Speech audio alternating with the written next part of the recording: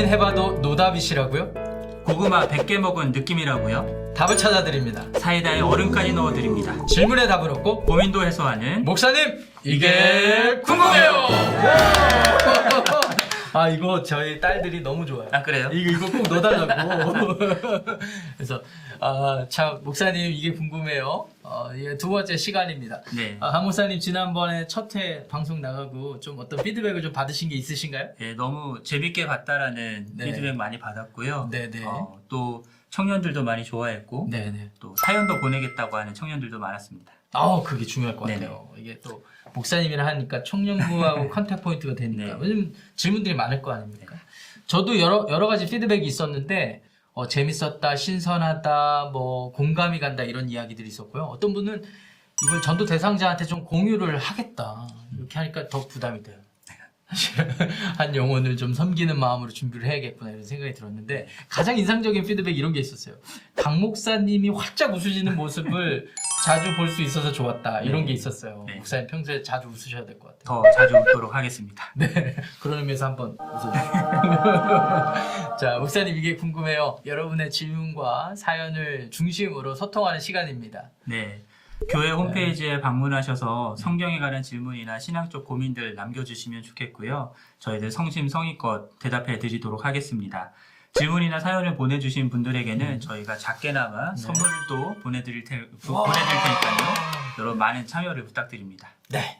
자, 그러면 첫 해 나가고 들어온 질문부터 저희가 해결하고 할까요? 네, 네. 보내주신 질문 읽어드릴게요. 네.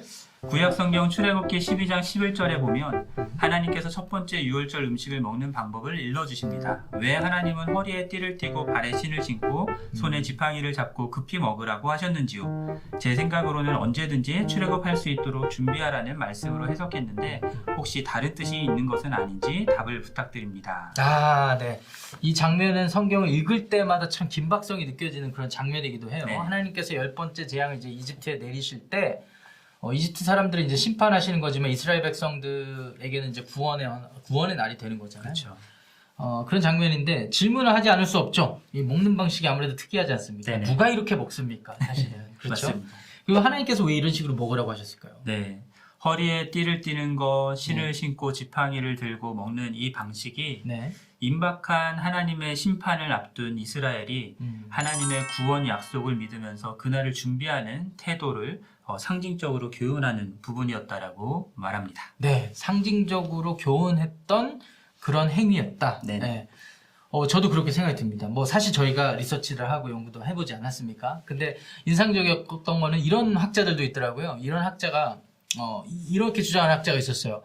이거는 유목민들의 전형적인 삶의 방식이었고 익숙한 모습이었기 때문에 400년 종살이 하던 사람들이 이제 앞으로 유목 생활을 할 때 그런 삶의 방식을 미리 맛보게 하신 것이다. 이런 생각이 있었는데 저는 오히려 덜 합리적인 설명이지 않을까 이런 생각이 들고요. 그 12장 전체적인 맥락과 이런 상황을 볼 때 목사님 말씀하신 대로 상징적으로 교훈하신 하나님의 어떤 그런 교훈이었다라고 생각이 듭니다. 네네. 네. 그래서 답을 좀 정리를 해보면 허리에 띠를 띠고 신발을 신고 지팡이를 들고 급히 먹게 하셨던 것은 임박한 어떤 하나님의 심판을 예고하시면서 구원받은 하나님의 백성들이 그것에 대한 마음가짐과 태도를 상징적으로 교훈하셨다. 이렇게 정리하겠습니다. 네. 네. 유월절을 이해하는 데 좋은 질문이었다고 생각하고요. 네. 질문 주신 성도님께 감사드립니다. 네, 추가 질문이 있으시면 언제든지 환영이고요. 이메일이나 전화 줘 주시길 바랍니다.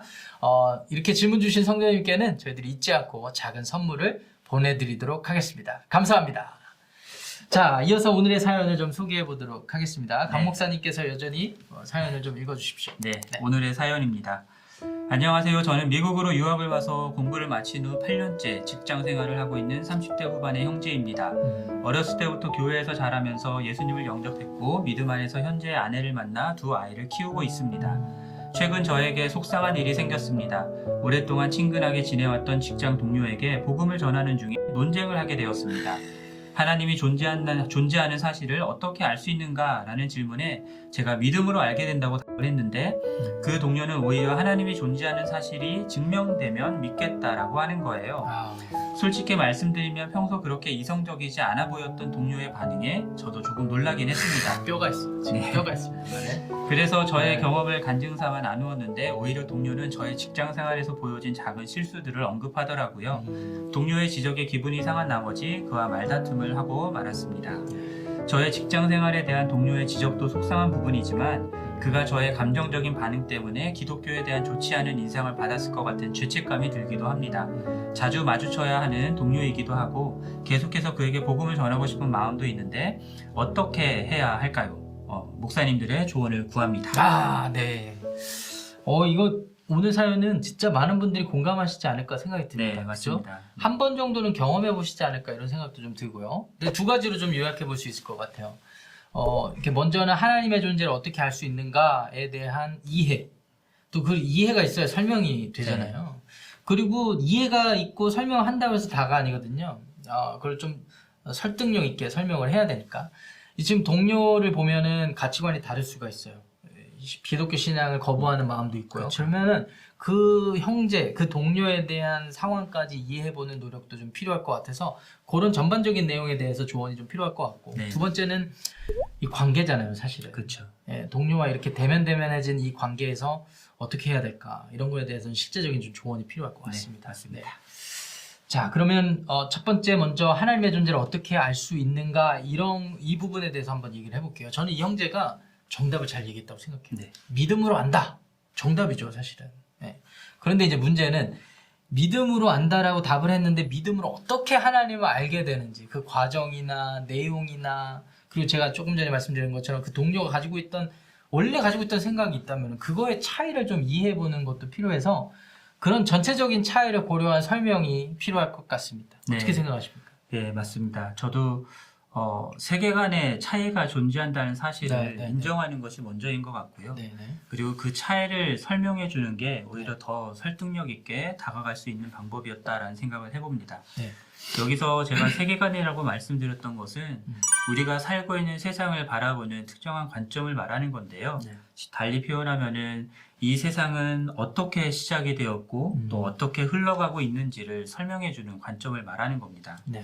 그래서 사람들마다 다 각자의 세계관을 가지고 있고요. 그렇죠. 그러한 세계관이 어떻게 되느냐에 따라서 이 세상을 바라보고 설명하는 방식이 다 달라지니까요. 네. 그 차이를 파악하고 그 차이를 가지고 대화를 하는 것이 필요한 부분인 것 같아요. 네. 맞습니다. 저도 이제 그런 세계관의 차이를 좀 정리하는 게 좀 필요할 것 같고 이거를 어떻게 설명드려야 좀 쉽게 설명드릴까 이런 네. 고민은 항상 있지 않습니까? 네, 목회자들한테. 맞습니다. 근데 이제 제가 좀 부연을 하자면은 그 인간의 역사를 이렇게 살펴보면은요, 이건 종교의 역사가 아니라 인간의 역사를 살펴보면 자연의 여러 가지 현상이나 이런 원리들을 보면서 사람들이 대체적으로 신이 존재한다라고 받아들였고요. 그거를 이제 우리가 흔히 이유신론적인 사고를 했다라고 얘기를 하지 않습니까? 그런데 이제 신이 존재했다라는 걸 받아들이는 사람 중에도 근거를 좀 달리하는 경우들이 있었던 것 같아요. 예를 들면은 여러분 그리스 신화나 로마 신화에 등장하는 다신들이 있잖아요. 그러니까 여러 가지 자연 현상을 보면서 신이 자연 속에 나타났다라고 믿는 이른바 범신론적인 그런 생각들이 있었고요. 또 그런가 하면 반대로 신이 세상을 만들었지만 어떤 원리로 돌아가게 했다. 그러니까 그 원리에 집중하는 그런 생각들이 좀 있었는데 이제 그걸 이신론적인 철학이다, 생각이다, 세계관이다라고 얘기했고 주로 이제 뭐 힌두이즘이나 동양 사상이 이런 영향이 많았고요. 이제 근대로 넘어오면은 그렇지 않다. 물질 세계가 모든 것이다라고 생각하는 어떤 유물론적인 세계관도 있었고 또 반대로 현대 과학이 발달하면서 또 여러 가지 철학이 이제 회의를 거쳐서 신은 존재하지 않는다. 라고 믿는 이른바 무신론적인 네. 세계관도 있었고 이런 네. 차이를 보면 다양한 것 같아요. 맞습니다. 예. 그래서 모든 사람들은 어떤 세계관이든 직간접적으로 영향을 받은 대로 사고하고 행동하고 하게 되어 있다라는 거죠. 네. 그러니까 저 같은 경우도 이제 부모님 통해서 어떤 기독교적인 세계관을 받아들이게 됐지 사실은 제가 다른 가정에서 태어났으면은 그렇죠. 1차적으로는 다른 세계관의 영향을 받을 수밖에 네네. 없겠죠. 네, 맞습니다.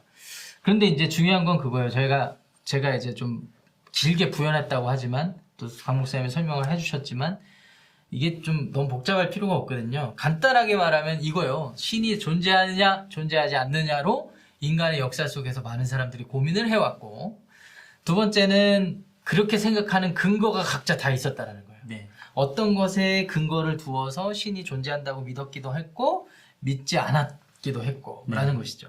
그리고 그런 근거들을 가지고 네. 생각을 받아들일 때에 사람들은 이제 자신들이 가지고 있는 네. 인식과 감각과 지각, 그렇죠. 경험들 이런 것들을 바탕으로 네. 자신들이 관찰하는 자연이나 현상들을 보면서 네. 그러한 결론에 이르게 됐다라는 겁니다.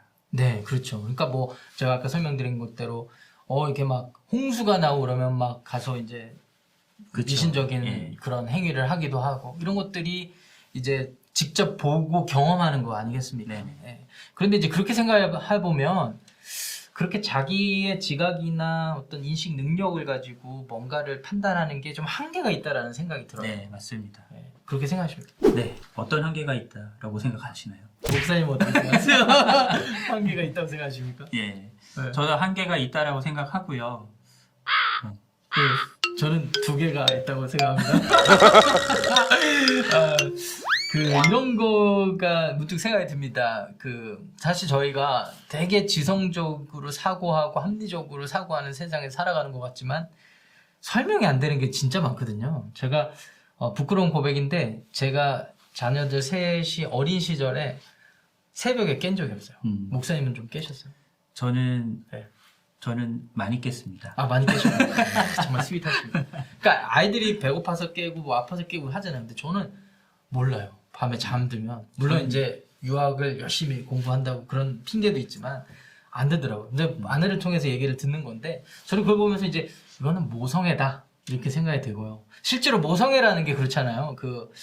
엄마가 또는 부모님이 자식을 위해서 목숨까지도 희생하는 이런 것들을 우리가 이제 보고 그거는 감각적으로 어떻게 설명이 안 되는 거지 않습니까? 근데 사람들이 결국은 받아들이는 걸 저희가 이제 많이 느끼게 되거든요. 네. 이런 거는 좋은 이그젠플이 되지 않을까 네, 이런 맞습니다. 생각합니다. 근데 그런 부분들도 네. 이제는 과학이라는 수단이 등장하면서 네. 그런 것들을 많은 것들을 이제 설명하려고 하는 노력들이 있죠. 네. 근데 과학도 사실 한계가 있는 거잖아요. 네, 맞습니다.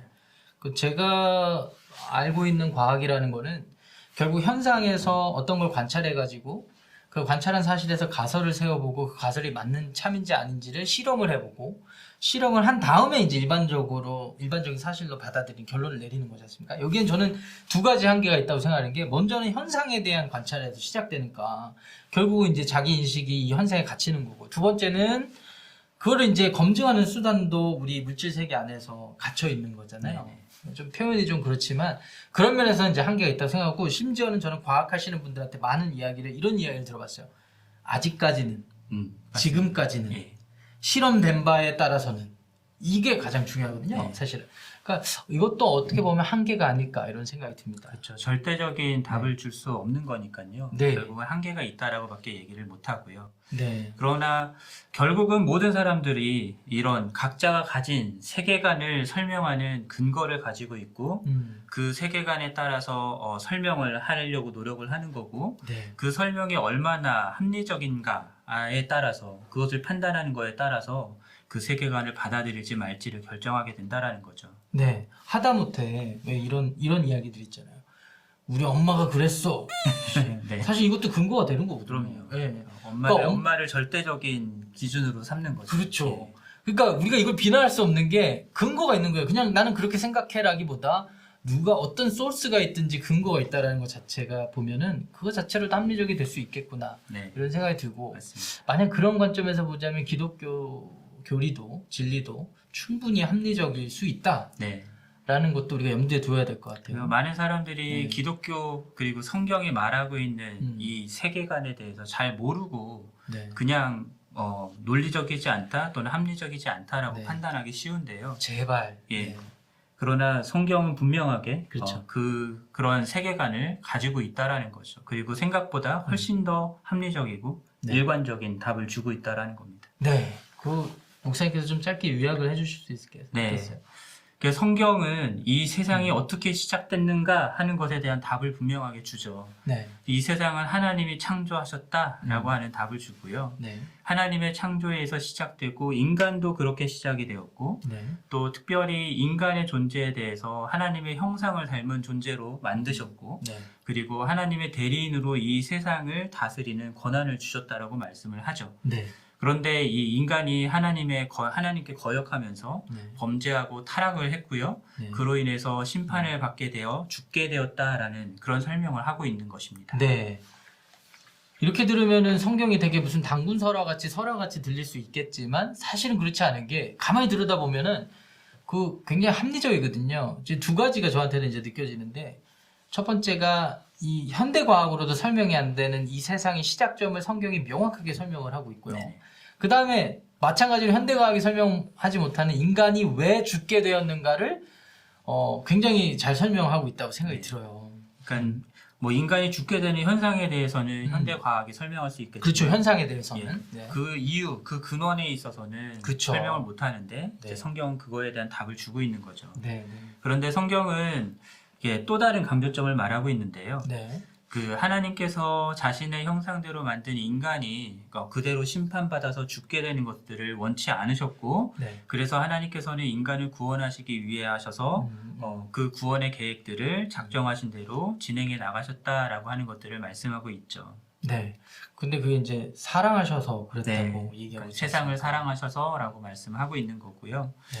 그래서 자신의 독생자 예수 그리스도를 보내셔서 인간의 죄악을 대신 지고 죽게 하셨을 뿐만 아니라 이제 그를 믿는 자를 구원하셨다라고 말씀하시는 거고요. 네.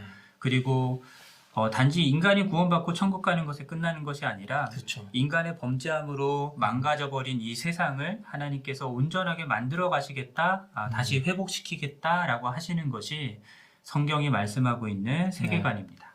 아, 참. 그래서 은혜라는 거잖아요. 네네. 사실은. 하나님이 자기를 나타내시고, 이렇게 소개하시고, 또 구원하신다는 계획도 이렇게 말씀해 주시고. 근데 이제 결국은 그럼 이것을 받아들이느냐, 못 받아들이느냐의 차이인 거지 않습니까? 네네. 왜냐면 저는 이 사실, 이 내용이 역사적인 사실이라고 믿거든요. 네. 그리고 역사적인 근거가 분명히 있고요. 그리고 그게 성경에 담겼기 때문에 저는 이것으로 충분한 근거가 될 수 있다라고 생각이 들고요. 네. 이것의 근거에서 받아들이느냐 못 받아들이느냐 이것을 우리가 이제 믿느냐 못 믿느냐 이 믿음의 차이라고 설명을 하는 거죠. 네. 네. 그렇습니다. 그래서 네. 성경은 여기에 한 가지를 더 덧붙이는데요. 네. 그냥 단순히 우리가 믿는다라고 하는 것이 지식적으로 동의해서 받아들인다라는 차원이 아니라 그렇죠. 인간은 스스로 절대로 이 사실을 받아들일 수 없다라고 성경은 이야기하고요. 네. 그래서 성령께서 각 사람의 마음을 열어주시고 믿을 수 있게 해주셔야 가능하다라는 것들을 말씀하고 있습니다. 네. 성경적인 사고를 해서 논리적으로 생각해 보면 이게 맞는 말씀 같아요. 왜냐하면 성경은 분명히 인간이 타락해서 구원받아야 되는 존재라고 하는데 스스로 타락해서 구원받아야 되는 존재가 어떻게 그거를 자극하고 스스로가 돌아옵니까? 이건 네. 논리적으로 말이 안 되죠. 맞습니다. 네, 네. 그래서 우리가 할 일은 성령께서 우리 마음을 활짝 열어주시고 깨닫게 해주실 수 있도록 네. 그렇게 우리 마음을 열고 또 복음을 듣고 받아들이고 생각하는 것 그런 것들이 필요할 거라 생각합니다. 네. 여기까지 좀 정리를 해볼 필요가 있을 것 같아요. 정리를 해보면 하나님이 존재하신다는 사실을 우리가 어떻게 알 수 있는가? 라고 물으신다면 인간의 경험, 지각, 여러 감각들을 통해서 또 어렴풋이나마 알 수는 있지만 충분하지 않다. 그렇지만 성경의 이야기, 하나님이 자기를 나타내신 성경의 이야기, 특별히 우리가 어떻게 죽게 됐고 타락하게 됐고 구원받아야 되는 존재인지를 이렇게 설명한 이 이야기를 듣고 그것에 대해서 반응하는 것의 차이에 따라서 우리가 구원을 얻게 된다. 근데 그래서 이 같은 내용을 듣고 고민해보고 성령님이 깨닫게 하실 수 있도록 마음의 문을 활짝 열어서 받아들이는 것 이런 것이 이제 우리가 좀 설명을 드리려고 했던 부분입니다. 이 정도 정리하면 되겠죠? 네네. 예. 자, 그럼 여기까지 하고요. 두 번째 이제 조언이 더 중요할 것 같아요. 지금 대면 해줬잖아요. 네. 네. 이런 경험 있으신가요? 목사님? 솔직히 말하면 없습니다. 없으시고 완벽하시네요. 아닙니다. 근데 이 대면대면해진 이 관계에서 이 형제가 정말 지금 정말 죄책감까지 느끼는 정도니까 저희가 좀 실제적인 조언이 필요할 것 같은데 네, 어떻게 맞습니다. 조언해 주시겠어요? 그래서 이 동료에게 이걸 논리적으로 계속 설명해 주려고 하면은 계속 알규만 될 것 같고요. 네. 오히려 예의를 갖추고 그 사람이 가지고 있는 세계관에 대해서 존중해 주면서도 기독교가 말하고 있는 세계관이 무엇인지 어떤 것인지에 대해서 차근차근 설명해 주는 게 필요한 것 같아요. 그렇죠. 그래서 하나님에 대해서도 복음에 대해서도 네. 차츰차츰 이 시간을 가지고 여유 있게 설명해 주는 것들이 필요할 것 같고요. 네. 그리고 그러한 과정들을 통해서 성령 하나님께서 그 동료의 마음을 열어주시고 믿을 수 있게 해달라고 계속 기도하는 것도 필요할 것 같습니다. 네. 저는 아까 사연 들으면서 한 가지가 좀 이렇게 딱 걸렸던 게 뭐냐면은 평소에 그렇게 이성적이지 않게 네. 느껴졌다라는 표현인데 어떻게 보면 이 형제의 마음 중심에 이 사람을 좀 자기 어떤 지혜나 말로 좀 이렇게 전도를 할 수 있겠다 이런 생각이 없지 않았나 네. 없지 않아 있지 않았나 이런 생각이 좀 들거든요.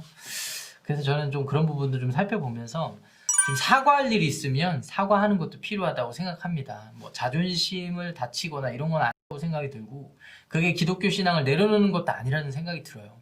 오히려 솔직하고 진실한 모습이 더 겸손하게 느껴질 수도 있지 않습니까?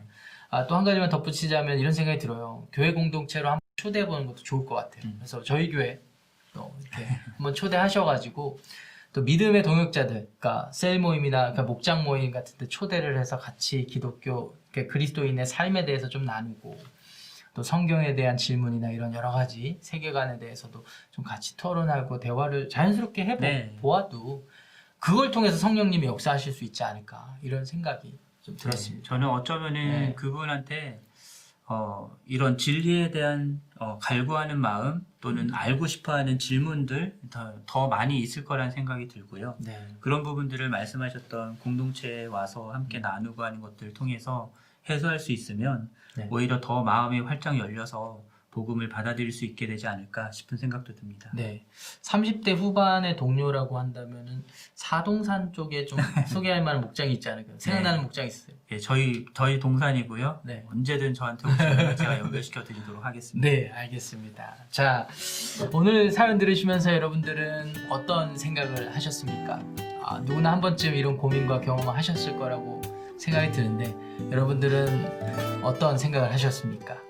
네, 우리가 우리를 변화시키지 못하는 것처럼 또 다른 사람들을 믿게 만들 수도 없다라는 걸 인정해야 될 것 같고요. 네. 그렇기 때문에 성령 하나님께 더 의지하는 것들이 필요할 것 같습니다. 네, 여러분의 삶을 통해서 복음이 선포되고 전해지고 나타날 수 있도록 성령께서 여러분들께 지혜를 주시기를 저희가 축복하면서 기도하겠습니다. 목사님 이게 궁금해요. 오늘 내용은 여기까지 하고요. 다음 시간에 더 실제적인 내용으로 찾아뵙도록 하겠습니다. 시청해 주셔서 감사합니다.